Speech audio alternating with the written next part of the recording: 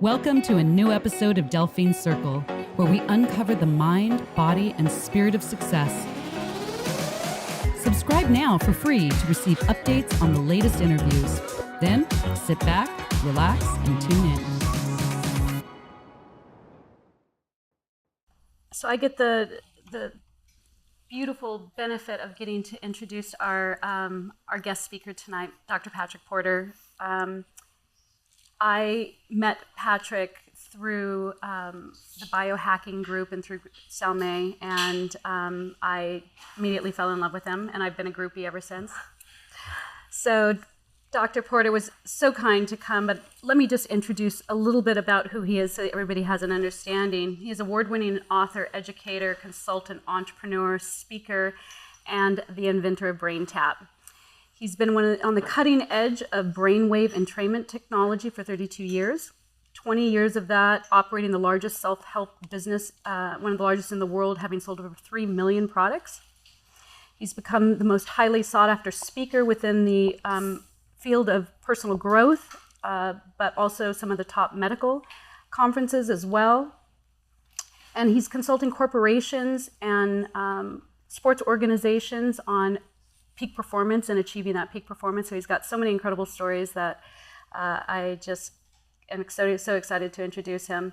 And just so you know, BrainTap, which we'll talk a little bit about, won CES Product of the Year in 2019. So, and you know how competitive the Consumer Electronics Show is. So we'll talk a little bit about BrainTap, and if you haven't had an opportunity, how many people in here have tried BrainTap before? Oh, a lot of newcomers. Very exciting. Without further ado, can I please welcome Dr. Patrick Porter. Thank you. I really come out for the weather. Although it was raining when you arrived. Yeah, it was raining when we arrived. Beautiful. I want to definitely talk a little bit more. I did interview Dr. Porter on my podcast, Delphine Circle, for anybody that hasn't had an opportunity to see it. I've also interviewed Tanya, and I highly recommend those podcasts. But today I wanted to open it up a little bit more to allow people to have questions. So the first couple minutes, we're just going to walk through kind of what Dr. Porter is best known for and what his experience level is, and then we're going to open it up to your questions. And let me tell you guys right now, there's pretty much nothing he can't speak on, so go as broad as you want. He loves that kind of stuff. Except for politics, I'd stay away from that. No politics. No. So share with the audience, what is brainwave entrainment? Well, our brain has something called mirror neurons, and they're always evaluating your environment. So whether you're using BrainTap or any other thing, you're always in training to your environment. And just to give you an example, they now know that you've heard this story of DNA, that they mapped it in 2003, 1% of the genes. Well, they said the other 99% was junk. Well, it's not junk. In 2018, they finally have a device that now they can see what is that junk DNA doing. Every 40 seconds, it's changing every DNA pair in your body. And that's based on what's happening in your environment, what you ate, the people you're hanging out with. Are you hanging out with gainers or drainers? You know, the old saying. And so all these things go into how your body shows up. So what they do know, that's the science is actually called frequency following response. So what entrainment means, if you have somebody, and I'll use the example of somebody with attention deficit, something like that, now they're quick to give them Adderall or something. But the reality is, what we find is that their brain is out of balance. And not only right or left hemisphere, like a lot of people think about, but in the balance of brain waves. All the brain waves are needed. There's not like a villain brainwave, like somebody, but it depends on, it's kind of like state dependence, like driving your car. Every car might not have a fifth gear, but if you have it, it's really nice when you're going down the highway, but not when you're going out of the driveway. The car will stall. So the brain has to be able to shift gears along the way. So when you think of brainwave entrainment, we can use sound. And to use an example that you might identify, if you're in an elevator and you start to hear music and you can't really figure it out, but then you're in there long enough that you start going, hey, that's something from my childhood. And, they changed it. But your brain started adding in the words and everything. That's because everything the brain does is it harmonizes or synchronizes other pieces of information. It organizes them, coalesces them, and we call that resonance. So what happens in the brain is when we're around different people, different events, different experiences, we start to resonate. Think of brainwave entrainment. We can stimulate the brain. So I'm going to give them a few examples of how that works. So your eyes, when you're looking at somebody, you go, wow, you got beautiful eyes. What you're really saying is you got a beautiful brain, because that's brain matter. But the eyes are designed to not only absorb light, that's why you have to wear sunglasses, if you're out in the sun, because you're absorbing too much light. But your eyes, they actually now know you're projecting light. If you ever had the experience where you're sitting on the couch and somebody's looking at you and you go, what do? You feel them, because now they know you're projecting light. In fact, you're projecting light over your whole body. Maybe we'll get into that in a little bit. I'll tell you about that. If we were on Delphine's spaceship, which I know she flew here today, and we were heading toward Earth. When we see the Earth come up on our instruments, we'd say that Earth is resonating between 0.5 and 100 hertz frequencies. So depending on where we're at on the planet, we would sync to that frequency. We do that because we have little cilia on our brain. They're little hair-like follicles, and they're always observed, like an alien you might see, but they're so small we don't see them. But the brain is always picking up these frequencies, and then it matches it. So we can do this with light, like I was saying. We can also do it with sound. So when we do it with both, we can basically take you out of your ordinary everyday state and put you into an altered state, which is what we want to do with BrainTap. Okay, let's give them some good news. Okay. He invented BrainTap. Yeah. So I want to say how much I love this and how I use this. I use it every day. I use it probably morning and night. And it does 3 things. It has guided meditation, so you operate it from an app on your smartphone. You put it on. Laser light comes through the visor. Laser light comes through the headpiece, the earpiece. And so you basically get the guided meditation, the laser light stimulation, and also binaural beats. So it gives you 3 different modalities, and it does incredible things to your brain in terms of relaxation. Tell them exactly. You can tell them now what it does to your brain. Good. Okay. So when she said laser light, she really meant LED light. LED. It's low-level light. What we did for the ears, when you see those 9 LEDs, it's because our doctors, we have 3,000 clinics using this, and actually Dr. Handy's here. The Handys, they use it in their clinic. And in the process, what we noticed was they were using lasers on the meridians in the ears. If you've ever done acupuncture, there's meridians throughout the whole body. Think of them as energy highways. And they were using a laser. Well, a laser takes a person, right? And it takes about 30 seconds to 2 minutes, depending upon the power of the laser. So I started thinking, what if we just used something they call photobiomodulation, which means that the body absorbs that energy. Every cell of your body, by the way, has little batteries in it. They're called chromophores. These chromophores fill with energy, and if they're full of energy, you're healthy. The mitochondria is healthy. You can do your things. If you don't, that's why the most underprescribed nutrient on earth is light. Getting outside, Dr. Sunshine and all that. But now we have synthetic light that we can use, like infrared saunas and red and infrared light. So what we're doing here is we're using photobiomodulation to open up the meridians. The main reason for that, and actually Joquitas, one of the reasons we have ear lights, because we started working with her group with autism. And we wanted to have, when we first started working, we were using the Zen frames, if you remember the glasses. And I thought, how can we calm the nervous system down with people that don't know? You don't know when you're talking to them if they understand. But our nervous system responds. Remember that frequency following response? So we put Nogier, Dr. Nogier would do it with music. Your body has 7 tones, if you will. If those 7 tones are in harmony, you're healthy. If they're not, then they know. I'm not a professional in this, but I've done enough research that I wanted to use it in our equipment, was that we can feed that frequency into the body and the body matches it. So in the BrainTap, when Delphine puts that on, every 2 minutes it changes to another frequency. That doesn't change on any program. That's the same. It just keeps changing because we want it. That change is because the nervous system needs change. Most people don't like stress, but if you don't have stress, you're not going to learn, you're not going to grow, you're not going to develop. It's not, the old saying, we don't pray to God to take away our troubles. We pray for the strength and the capacity to handle them. And by the way, 2/3 of the world isn't sleeping, and it's because they don't have energy in their brain. If you're like me, I have children of my own, then I have grandchildren. And when you see when my grandkids are overtired, right? They'll say, oh, they're just overtired. They'll relax and calm down. Well, adults have that same problem, but they don't have the energy in their brain to go to sleep. So we're feeding the brain energy. All of the blood in your body goes through your ears, but in the rest of your body, it takes 45 seconds. In your ears, it takes up to 5 minutes. So how light therapy works, and this is I know it's not a class on light therapy, but what happens is the hemoglobin in your blood absorbs energy. It then circulates through the body, and it finds the cells that are about to die.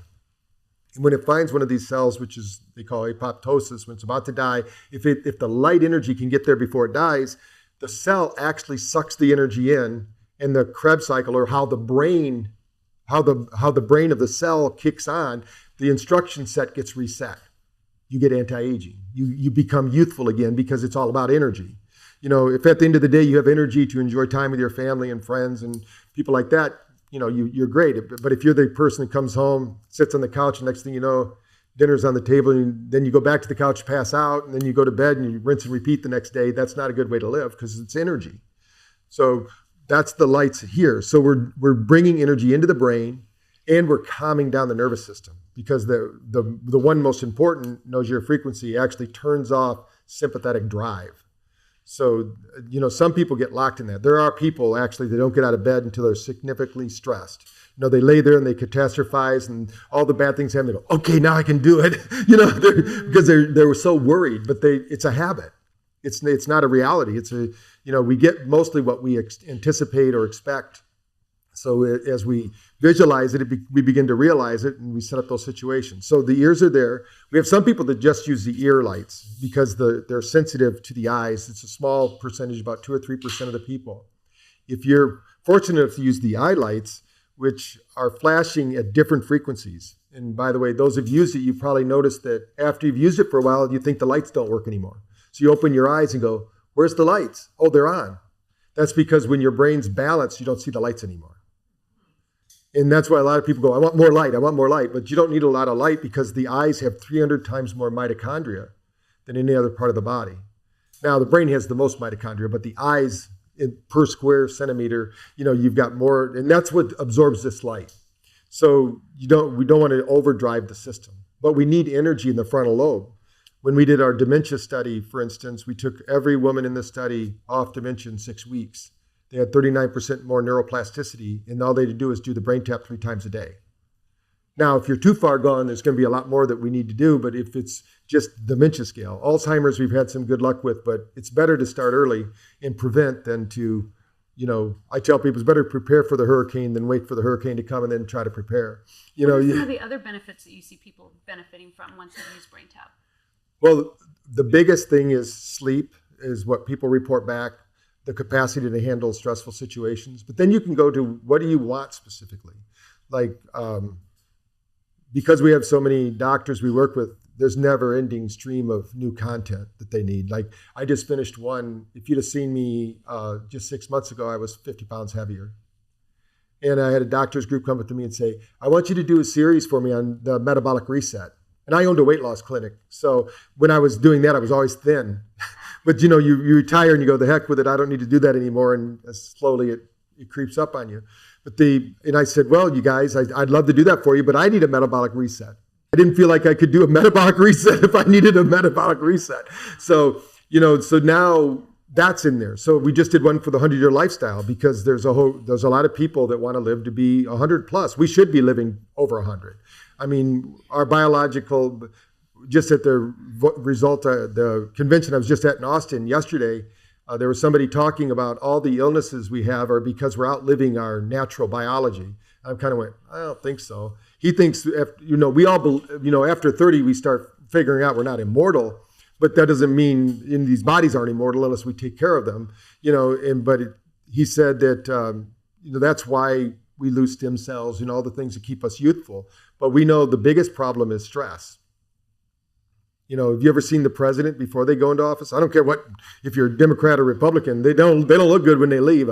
I wouldn't want to be that president. So when you think about every problem you have, usually there's a problem with stress around it.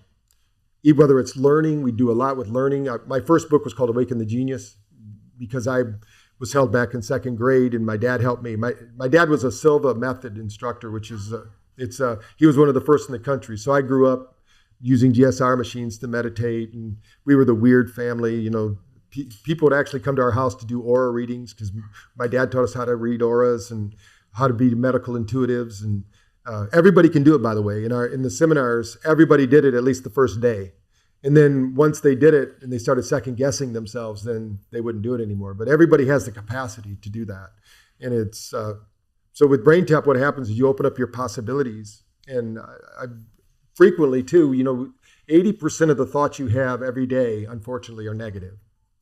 And that's not a negative about you. We were brought up, these bodies in our genetics, you're not just you sitting here. Your mom and dad before you, their mom and dad before them, all the way back 7 generations. That's what's influencing you right now. And that's what they know in science. So when somebody, all of that is playing into it. So we got a lot of stress. I mean, if you've had, like my grandparents were brought up during Depression. So they had a whole different way of, no matter how much money they had, they were saving cans. It's like, what are you going to do with all those cans? And then finally they go on vacation and the family would get rid of their can, because they thought someday they're going to need those cans again, something, but this is the way it thinks. So what BrainTap does is you can clear out the past. And the problem is the past isn't going to help you unless you look at it as a positive. You have to reframe it. So Dr. Porter, you talk a lot about brain fitness, that we're constantly being told physical fitness, what we need to do for our bodies, but rarely do people ever talk about what it is that we need to do to keep our brain fit. And apparently there are things that we're supposed to do. So what are the things that are the most important for us to keep our brains healthy? Well, number one is to breathe. We're going to do that later today. So without breath, you've got some big issues going on. If you think of every negative emotional state, emotion drives behavior, right? So every negative emotional state has one thing in common. People don't breathe. You can't have a negative emotional state with breath, because as soon as you breathe, it leaves. If you've ever had a little kid come running up and they're angry and you go, don't be angry, or just breathe. And they don't want to do it because they know as soon as they breathe, they're going to lose their anger, and so this builds a habit. So I think that's number one. But the other is you've got to plan your day. When Deepak Chopra says 97% of what's going to happen tomorrow you know about today, what are you pretending not to know? People get up and they plan and they prepare and they do all this stuff, but they forget themselves. Other people can't be more invested in your health than you are. You've got to be the one that's invested in your health. You got to be at least your best cheerleader, and then hopefully you got some other support people in your life that are going to do it. And then I think when you look at the blue zone theories, if you haven't read those books, I would recommend them. They're really good. Communities like this, my dad, when we were growing up, he actually had a group that met, a big group in Kalamazoo, Michigan. They called it the ESP Forum. And they brought out a bunch of weird people, that at the time that we got to hear, that did all sorts of things, like people could read your mind and do all sorts of crazy stuff. And they were like-minded people. You get around, you weren't scared to say something crazy and talk to people. That's important for your brain. When you meditate, when we have a neurocheck device, a device that can measure your nervous system. And we've only found 2 people in the world, and this is gurus included when we go to India, that when they meditated on their own, they could beat the BrainTap. And most of them actually got worse when they meditated because they don't know how to meditate. They didn't do the breath work beforehand. They didn't do any. How many people in here do yoga? Okay. The corpse pose is the most important one, right? Any of the rishis would tell you, everything else gets you to that point. That's when you get all your neuroplasticity. That's when you get that's when everything you did to get the body ready. So yoga is a good way for brain fitness because it's really getting a lot of neuroplasticity. How many people here know about Tai Chi or have done Tai Chi before? That's another thing that's really good for neuroplasticity. But you got to stop at the end. Every time the masters would do this, they would take time to relax. When we were American, you do it and you rush out. I checked that box. I did that. You got to have a little bit of time to let it really be absorbed, because that's when your neuroplasticity happens. If you physically work out, you're also doing that. Even though you might not think think of it the same as a spiritual practice, but everything's a spiritual practice. You can't be more than what you are. So you're just, whatever you're doing is that, and so don't think this or that. What you think is anytime you have a stress period that's good for the body, then you want to have a downtime period. You need to have that uptime and downtime. What some people do is they just have all uptime. All uptime is I think I like what Stephen Covey said, you got to stop and sharpen the saw. If you've ever read that book, where, basically they run into these guys cutting down a log, and the guy says, if you stop and sharpen the saw, you could cut that tree down faster. And they said, no, they're just working away, and they just wouldn't stop. But the reality is that that's brain fitness. You've got to stop. And so what we did when I created BrainTap, it was really for me. Because of a series of events that happened when I met the people that had the first big machine. I couldn't afford it. It was $10,000. So I found a way for them to come work with me in my office in Scottsdale. And I got more than the $10,000 machine. I got the whole company eventually. So, but at the time I didn't even have enough money to go to the event, so I never let money stand in the way. If you have a vision, you're going to do it. And I think that it's something you got to do every day. The brain likes patterns, but it doesn't like the patterns being the same, if you understand what I'm saying. So even to the point where if you drive home from the office or from work, wherever you're doing, find a different way to drive home. You'd be surprised how that changes your brain just by doing that. So a question for you. Is resting the brain the same if you need to use something to help you rest? So if you're using a sleeping pill or marijuana, or is that the same rest? Is it equal or not if you don't have it? Well, sleeping pills then all the studies show you only get 5 minutes more sleep. You might be comatose, but you're not getting sleep. There's a big difference, just because you can't move your body and you're dead to the world and you're living through those nightmares that they give most people. So you're not really getting sleep. So that one time. Now, if you're using cannabinoids, some form of those, we have cannabinoid receptors. Our brain can handle those. You just got to find the dose that works for you. Some people, if you're doing it to escape, but you'd have to measure it. I think most people, they like CBD and things like that for sleep. My wife uses it all the time. I use it sometimes when I'm flying or something like that. But if you're using the type to get you high, it just depends on where you're at and how you're using it. I've never tested that. But, there's a lot of good ways to do that. I think alcohol is one thing you want to avoid at least 2 hours before sleep because of sugar. The worst thing you can feed your brain is sugar. And even though alcohol gives you a little buzz, the reason it gives you a buzz is because the brain's thinking it's good sugar and it's not, and then it kills all those cells. So you're chasing consciousness. What should we be feeding the brain, supplement and food-wise? Well, you want to be there's a whole list of them that you could do, but you want to have things like the nuts and seeds, good fats. Your brain is fat, that's what it is, and so you want to have that. You want to have like a lot of green vegetables, things like that do it. So you can get it. I like blue and green algae and things like that to get the fat because that's where the fish get it from anyway. So if you're eating salmon, things like that, salmon's good. Any fatty fish you can eat. Water is really important for the brain. We should be drinking half our body's weight in ounces of water. So if you weigh 120, you drink 60 ounces of water a day or more. If you drink a coffee during that day, you got to drink 3 times that amount of coffee and water to get your water balance because coffee robs your body of water. And by the way, that's probably the biggest problem people have in the world right now is they're dehydrated. Even though they're drinking water, they're not hydrated. There's a difference between getting it into the cells and just drinking it. So a lot of people go, I can't drink that much water. I got to go to the bathroom all the time. Well, that's the problem.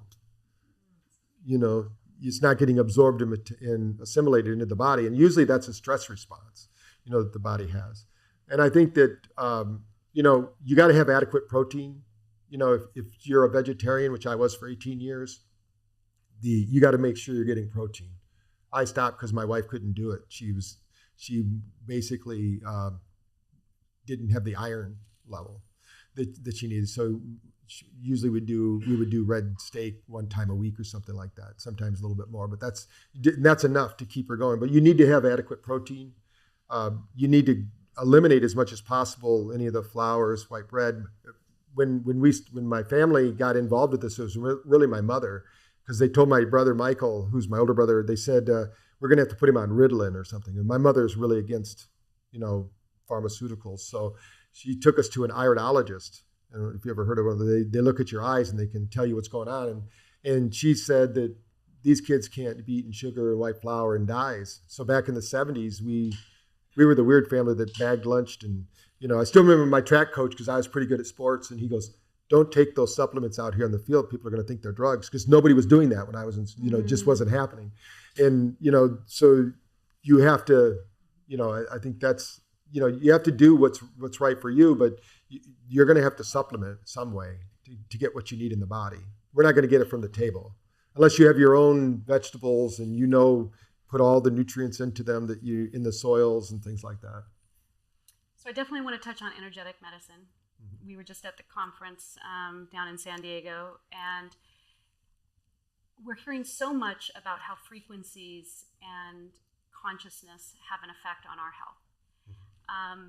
Is it a true statement that there's pretty much no condition that a combination of frequency and consciousness can't cure? Right. Well, I think there's nothing that consciousness can't cure. You aren't even here. You're 99.9 to the 14th power invisible.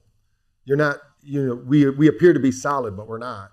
So we are energy and frequency. There's been so many stories of people, if you change your brain or your mindset, whatever you are, they did a study when people died, and they found out we lost 3/4 of a pound. So whatever that is, they still don't know what that is. So there's dead weight and live weight, but you're that, whatever that energy was that left, it's not animating the body anymore. So when you think about how the brain and body works, we gotta work with that. And I think that there's been story after story of people having spontaneous healings. I had a spontaneous healing at one time. So I think there's a blueprint for every one of us. It's kind of like the builder of this house, or when you were redoing this house, you probably have blueprints and plans, and you knew everything. You don't have them handy all the time. They're in a drawer somewhere. Your cells have that in a drawer somewhere. You have you have a blueprint for your body, a perfect blueprint at your whatever age you were, that you thought, hey, this is my perfect body. This is the one I want to freeze in time, and I'm going to keep this body forever. Well, that's never going to happen, because we're in a constant state of flux, right? In fact, even so, as you think about your body and you think about what's going on, these are all important things to think about. But if you think illness, if you identify with your illness, you basically crystallize it. And when I was in school, this was a long time ago, we used to make a radio out of a potato. We could go to Radio Shack, which is a store that used to sell a bunch of, you could put you'd put the crystal for your local radio station in the potato. You could put headphones in it. You could actually make a radio. That crystal was picking up that frequency. You have them in every cell of your body. You are the crystal. You're broadcasting and receiving that information. So if you change that channel, you change that crystal, take that one out. I don't want that station. I want this station. I don't want the illness station. I want the health station. Now, what happens when you're in health station? Oh, you start drinking water. You start eating a lot of fruits and vegetables. You start moderately eating. You start exercising. You start thinking right. You're meditating or using your BrainTap. Whatever it is, you start acting as if, then the whole body changes. Your body, nobody in this room is older than 2 years old. Every cell of your body is changed over. You're not the same person. In fact, when you walked in here, you're changing at about 50 million cells per second. So you're not even the same person that started this conversation. So, but people, I call them dragons of the past. They'll want to drag their past on and on and on. And that's where the illness comes from. If you've ever talked to somebody and you go, how are you doing today? So far, so good. I go, oh man, I don't want to be with them later today. Because they're looking around for the other shoe to drop. We were always trained through this group called the Coptics that you go, wonderful, today's wonderful. It kind of gets a little corny, but you can at least say that to yourself. What's going on? I'm doing excellent. I'm doing great, whatever. You got to be your best cheerleader, because what you think about, you bring about, and so as you think about those things, your subconscious, which is your body, by the way, it then feeds back to you what it is you're perceptually seeing and experiencing.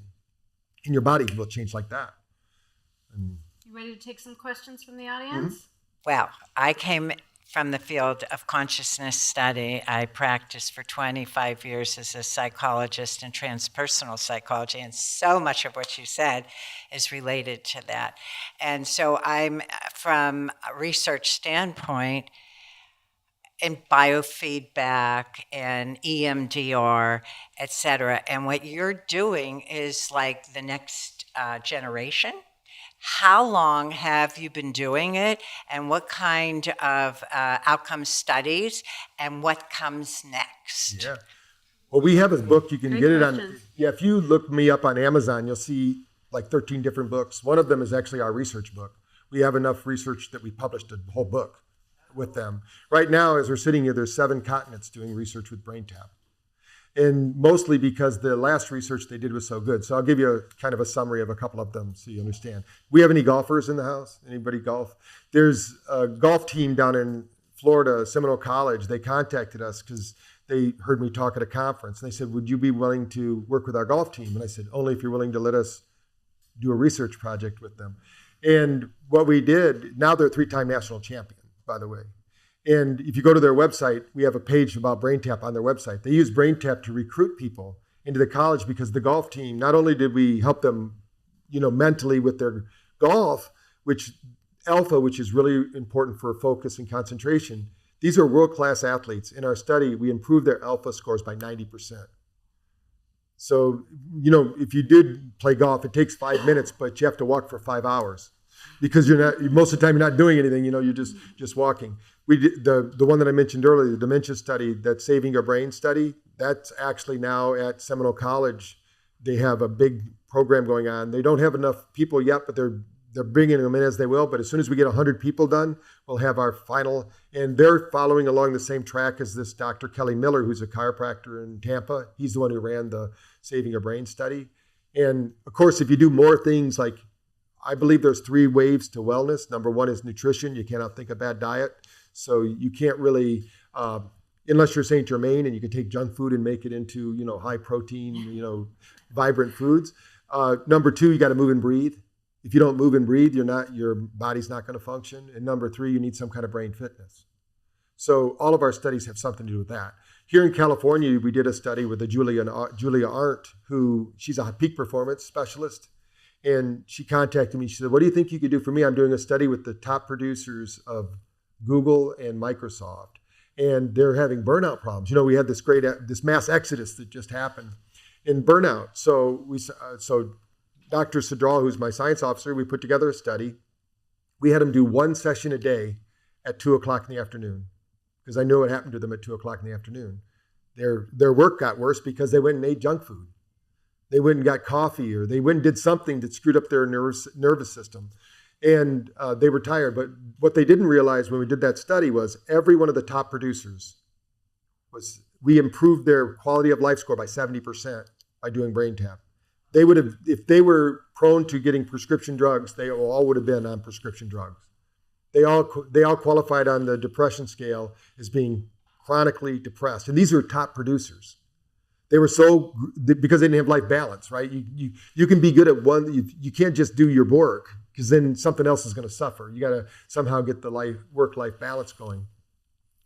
And then we improved the final result of that study was they had a 19% improvement in their production over what they did. And what they do, this is crazy, they actually record their keystrokes. Everything they do on the computer, they evaluate them. So these guys are working away and they're getting evaluated. You think they're watching us. I mean, they're like every keystroke they're doing, and then they have a formula. They have an algorithm. So they know if you're working up to your potential or not.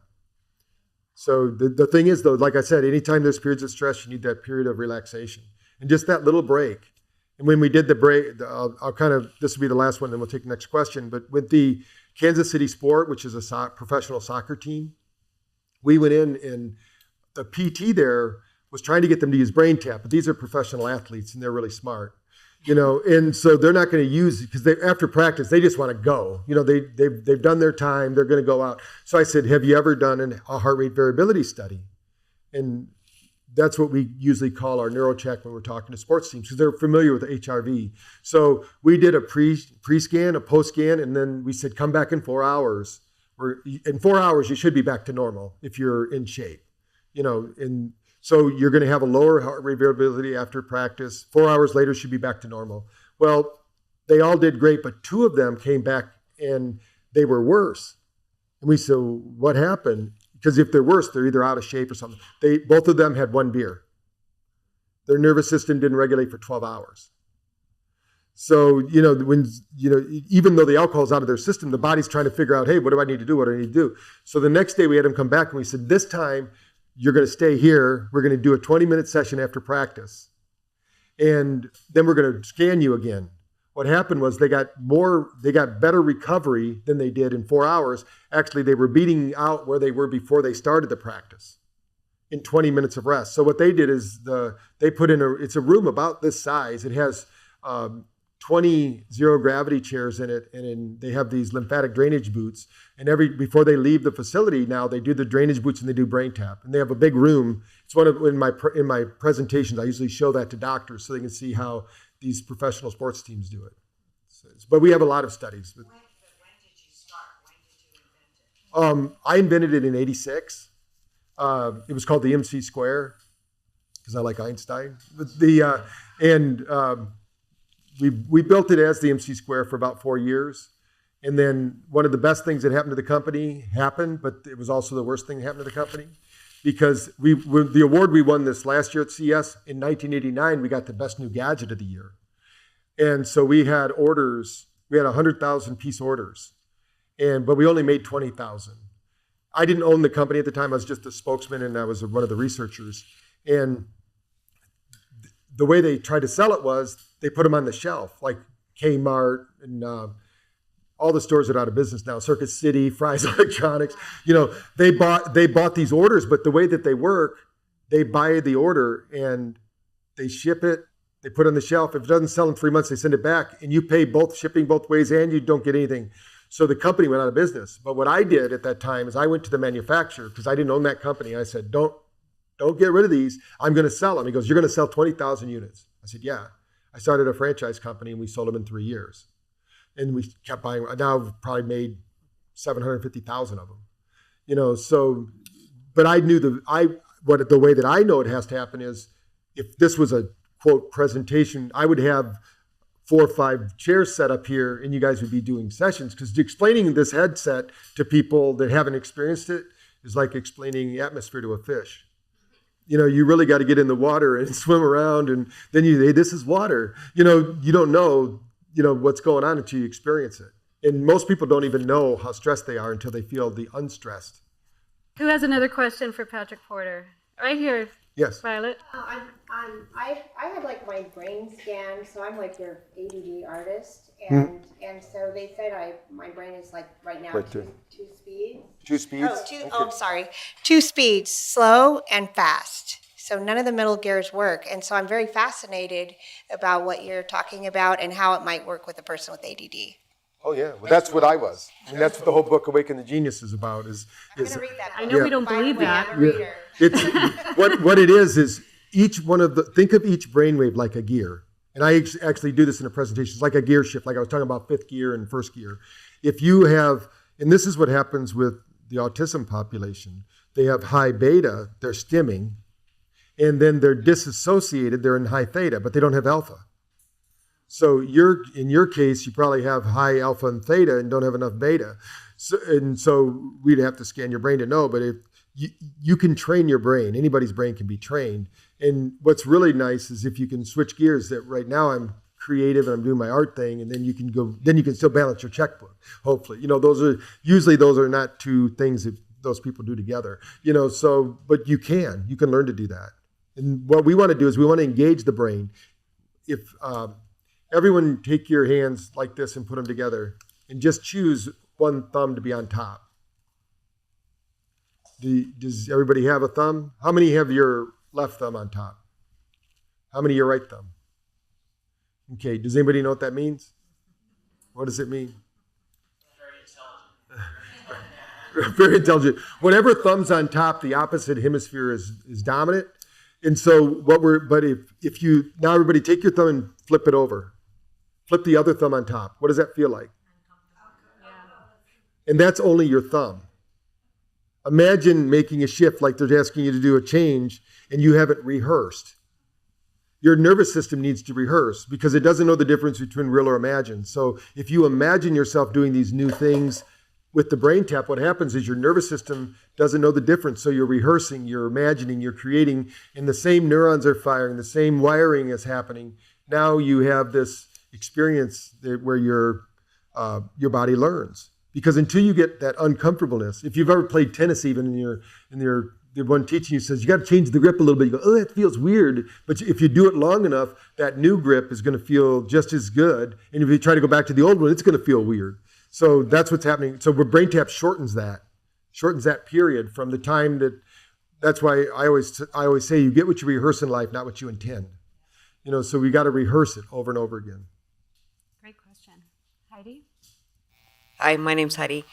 I'm interested in this idea that we only use 1% of our brain, and I'm curious what you think we can find if we utilize, 2% or 9%, and what do you think the upside variability is there? How much of it do you think we can use, and what would happen if we could? Right. It's not that we're not using 100% of our brain. We are. Everyone's using 100% of their brain. They're not using the capacity. So it's like having, like we have the Watson computer that can do all this wonderful stuff, but we're asking it to be a calculator. That's our brain. It's not that we're not using it. I'll give you an example. One of the reasons we have lights in the eyes. As soon as you meditate and close your eyes, I can show you almost every person shuts off 30% of their brain. But you want your brain to work when you're meditating. That's why the master meditators, and that's why you do the breath work, keep the oxygen in the brain and keep it going. But most people, the brain's going, I don't have that much energy to do this. I get to take a break, so it shuts it all down. So you got to just keep practicing and rehearsing. And I think the upside is, there are people right now, if you look online, sight without eyes. That's one just to show you the example. And I know the guy, Frank Alardi is his name. He's a guy in LA up there, and he does a lot with, Kat Graham, if you know, she's an actress. They are brain tappers too, but they teach people how to see without their eyes. Like blind people see for the first time, because you don't see with your eyes anyway. That's just the easy way to do it. So the brain knows what to do. And at one time you were one cell, and then one cell became two, and one became, hey, I'm a kidney, I'm an eyeball, I'm an eyebrow, whatever it is. But they started out that the blueprint was there. So they have people, when you look sight without eyes, you'll see people are running around, and they take people with eyes and they teach them to be blind and then see. It's crazy. I think it would be like X-Men. There's so many. I was telling the girls earlier that I worked with a guy named Gil Gilly. He could read minds. When he was born, he could read your mind. I had an aunt that didn't believe me. I said, Cher, come on over. I'm having Gilly talk to you. She ran out of the house. She thought she was bewitched or something. I said, no, he was born. And he used to love to say, he's been examined, tested, and they said he was normal. He said, what's wrong with you guys?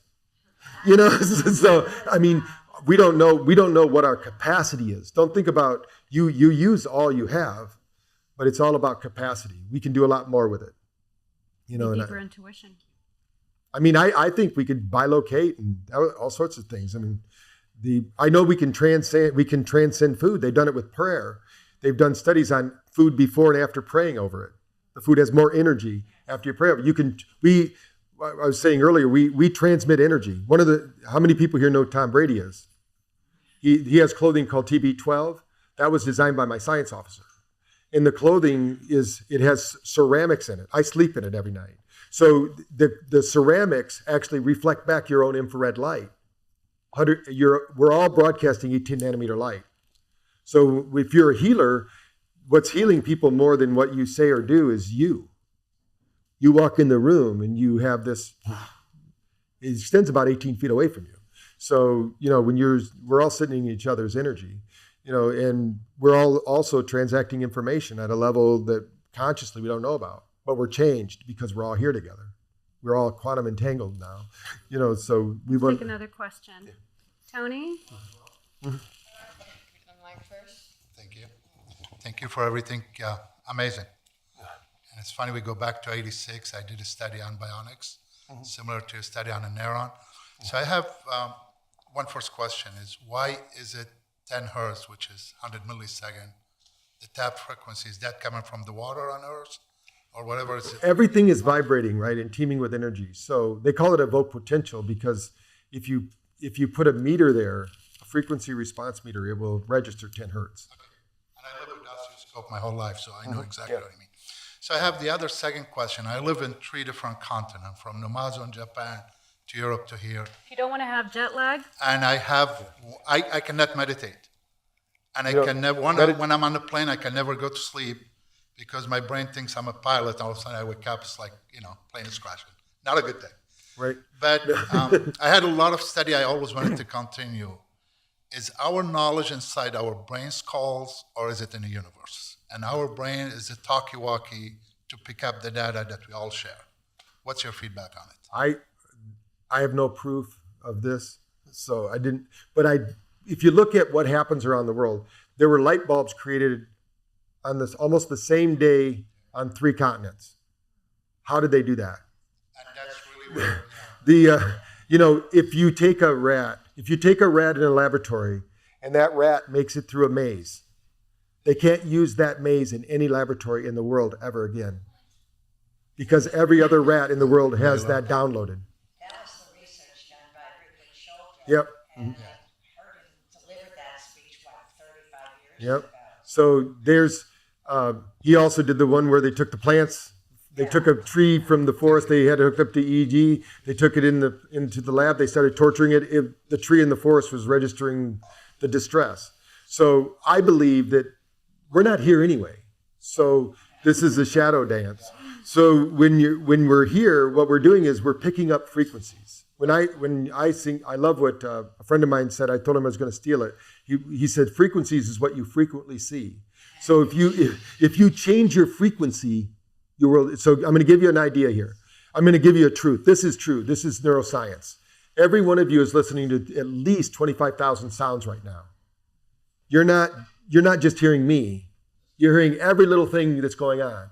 But your brain filters out all those things, and you only act on about 40 of them. Your eyes process 20,000 pieces of information every second. They say we render 80% of our reality, but now they know in neuroscience that we're feeding from our eyes every second to our brain 10 million pieces of information. We're making this all up. We're only getting 2,000 pieces in, so where are we getting the 10 million that feeds it to our brain? It's because we're rendering this reality. And it's here, but it's happening so fast that we can't stop the creation. How many times have you walked to the kitchen when you're out there and say, "Where's the salt?" It's right there. The person in the other room yells, "It's right there." No, it isn't. And then finally they get up and they go, "It's right here, right in front of you." Well, it wasn't there a minute ago because you didn't render it. It was there, but you didn't see it. Those are psychological blind spots. So I think we're sharing there's only one brain. There's only one being, God. We just happen to be expressing, he's expressing or she's expressing through us, however you think about that. We decided to forget who we were for a moment and play this out. And then as soon as everybody realizes that, the world will be a much nicer place. Because, that's why, whatever you do to someone else, you're doing to yourself. So you'll treat people much better. he told me, and now I appreciate it, and I know it now. Yeah. And I read the books he tells me too. Yeah. We have time for one more question. Anybody else have a final question? I do have one last question. We all ignoring the AI, and I've been looking in depths. And that's something is going to come faster than we think. And not until 1936, we will be able to simulate the brain compute per second. The first computer will be made in Germany. Then at this point, as a human being, we'll no longer need it, our body or our brain. And so the AI, the way it's going so quick, and the algorithm, we are going to become just hard drive that our data is going to be uploaded. And we're going to go into such a virtual thing that nobody will have control over. Any feedback on it? Well, I think that AI can help us, but I don't think it's going to replace us. I don't know. There might be life out there that is silicon, but it's not going to be us. But I do think it's going to help us to be more creative. It's going to free us up, and certainly there's a chance it's going to be like, I mean, somebody actually opened a company called Skygate or whatever it is, the one from the Terminator. Skynet. I mean, who would do that? I go, I'm going to start a company that destroys the world, you know. But there's a lot of crazy people out there. But I think that it does have the potential to do that. They actually say right now that Google's AI is sentient. It thinks, it has emotion, it responds. You know, it's scary. That's scary. I don't think it's really. I mean, who knows? Because what is the moral compass of a computer?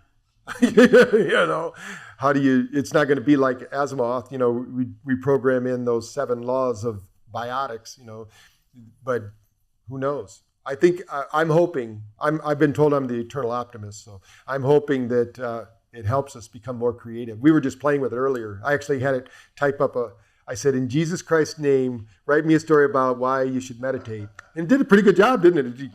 It was pretty crazy. Yeah, and it even had 2 Bible quotes in it. And it took about 5 seconds. It took about 5 seconds. It's actually learning your profile. Yep. The more you ask, the more they know. He asked the AI program to write a chapter in his voice, and he was like, wow, this is even better than I would write it. Yeah, because it went out to the internet, got all my stuff. And it was some of the things, it quoted me in my own article. Yeah. So, I mean, it knows what's out there. It's crazy stuff. I mean, I think it's going to, there's a lot of things. I think if I was a transcriptionist, I'd be worried. Yeah. And, you know, or I even did, we just finished a program called the 100-Year Lifestyle with a group. And I wanted to show Dr. Eric, I said, write a sales copy of the 100-Year Lifestyle in the voice of Dan Kennedy, who's a big-time marketer. And it wrote this beautiful article. I didn't even touch it. I sent it to Dr. Eric. He goes, I didn't know you were a copywriter. I said, I didn't know either, but here you go. It's going to be crazy what it does. Is there a way I can remember a language that I learned when I was a kid that I totally forgot? Yeah, I actually write about somebody like that in my book. I was working with an international singer, Spanish artist. He could sing Spanish, but he couldn't talk it. And he was doing interviews in Spanish television, and he would stutter. He sounded like he was, but he knew it because he spoke it as a child. And after about 3 sessions, he remembered that language. That circuit's in there. How many people here speak more than one language? Okay, you have the circuit still. If you didn't learn a second language by the time you're 7, typically that goes down. My science officer, the guy I was talking about, he knows 6 languages. When we toured India, by the time we left in 3 weeks, he's speaking Hindi. And I said, Francisco, when did you learn Hindi? He goes, we've been here for 3 weeks. I'm like, well, I've been there for like weeks and weeks. I don't even know what bathroom is in Hindi, you know. So you have to have that brain circuit to really do it. You have it, so it's there. You guys can have an opportunity to chat with Dr. Porter on our break, but just so you guys know, you can find out more information at braintap.com.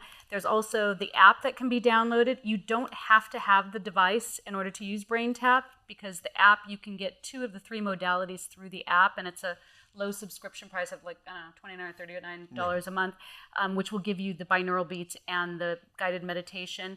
The only thing that you are missing out is the LED lights, but I do highly recommend the device as well. Thank you so much, Dr. Porter. So awesome having you here. Thank you for tuning in to this episode of Delphine Circle. Don't forget to subscribe. It's free and it will help us keep these incredible interviews coming your way. Here are 2 other episodes you may enjoy. I'm Delphine. Welcome to my circle.